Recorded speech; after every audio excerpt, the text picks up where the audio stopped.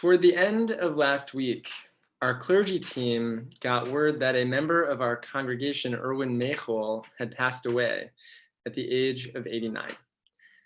I was fortunate to have spoken with Irv a few times during the beginning of the pandemic and then onward, but I never actually met him in person. He didn't come around a whole lot, certainly not a lot in recent years. But it turns out that Irv was the longest tenured member of our synagogue.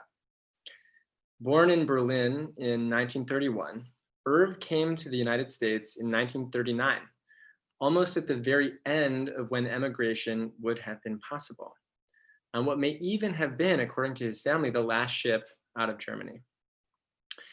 I've been thinking about that, especially this week, as we just heard, we marked the anniversary of Kristallnacht, the pogrom on November 9th and 10th, 1938.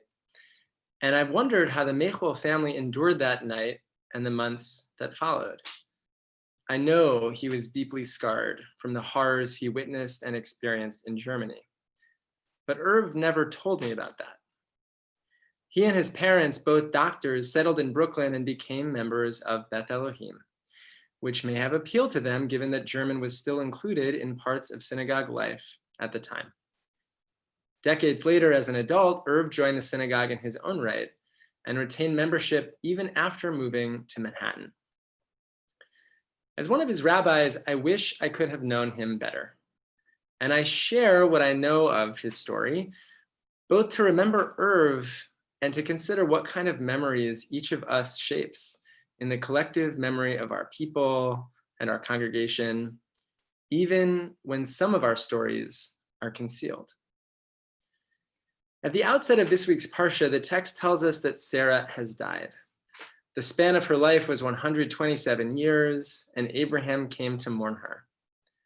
The language would suggest that Abraham wasn't present when Sarah passed away in Hebron, perhaps because in the episode that directly precedes this, Abraham was in present-day Jerusalem on Mount Moriah, nearly sacrificing his son, Isaac.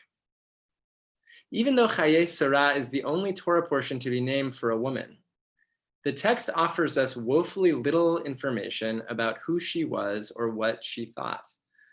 And though its name literally means the life of Sarah, the Parsha doesn't give us any sort of biography, save the age at which she died. The Torah also doesn't say whether she ever even learned of her husband nearly killing her son, but the rabbis suggest that she knew. Pirkei de Rabbi Eliezer explains that before Abraham and Isaac returned from Moriah, Sarah heard that Abraham had in fact gone through with it and that Isaac was dead. There we read of her tears and her crying out, which corresponds to the 3 blasts of the shofar. And it's after this wailing that her soul bursts out of her and she dies. In the rabbinic imagination, Sarah's life was filled with trauma. A woman who left her home to build a nation, but who struggled to have children until an old age. And though other midrashim speak of Sarah's beauty and her perfection and the fact that she was essentially blameless until she died, we have to rely on rabbinic exegesis to fill in the gaps. So it is with so many people in our lives, people like Irv Mechol, about whom we know so little. Perhaps we engage in our own sort of interpersonal exegesis, crafting stories of our own when the text itself is terse. There is always more to the story than what we are told. And the story we put together goes on to have deep significance for us. After Sarah dies, most of this Torah portion focuses on Abraham's pursuit of a wife for Isaac. He deputizes his servant Eliezer to go to the land of his birth in search of a suitable woman. And soon enough, Rebekah appears to him at the well in a very famous story and offers both him and his camels water to drink. Eliezer and Rebekah come back to Canaan where she meets Isaac, and the text says, Isaac brought her into the tent of his mother, Sarah, and he took Rebekah as his wife. Isaac loved her and thus found comfort after his mother's death. What are we to learn about this first marital encounter between Isaac and Rebekah? The Oedipal dimension of it seems obvious.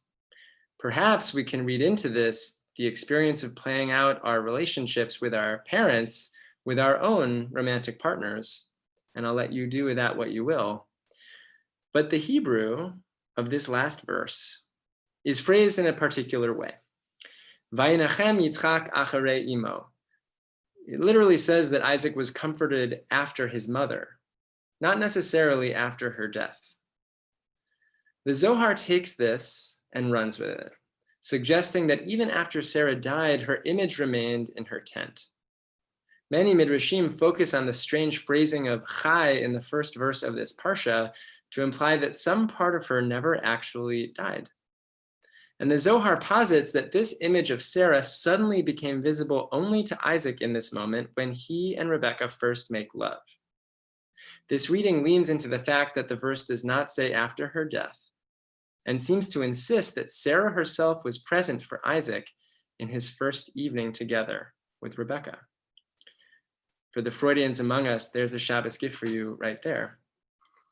We could say, as our tradition often does, that Sarah's legacy is cemented by the fact that Isaac goes on to have children by Rebekah, emphasizing Sarah's role in the lineage of our people. But another view is that Isaac builds a life with Rebekah that learns from his relationship with his mom. Perhaps like us, he's reminded of how little he actually knew of Sarah. And as he moved forward, he invented a story about her from which he could learn. More than the biological fact of her DNA, it was the story Isaac told himself about Sarah that facilitated her ongoing presence in his life. We know that Isaac's relationship with Rebekah is the first relationship that the Torah describes with loving intimacy embedded within it. And perhaps this is facilitated by Isaac reading into his mother's story things that she never told him about her own life and possibly her own fraught relationship with Abraham. We don't know. But often as Jews, we remember someone by filling in the gaps of what we don't know about them and trying to see our own story in relation to theirs. Whether it's with the matriarchs like Sarah or the martyrs of our people whom we didn't know, or it's with someone whom we lose like Mechol, we fill the gaps in their stories with generous assumptions about the lives they led and what we might learn from them. In this way, our collective memory grows and a person's legacy is secured in our minds. For some reason that we will never know, Irv retained his membership at CVE even when he could no longer participate in congregational life. He bounded himself to us in this way. And though we may not have realized it before, we are bound to him. It's in this collective binding that memory exists in our community and among our people. Like an image of Sarah remaining in her tent, a person continues to exist so long as they are remembered, even in subtle ways. Gaps in our stories will continue to exist. But memory, as opposed to history, is continually recreated by us, filling in gaps anew. Zecher livracha. May that memory be for a blessing. Shabbat shalom.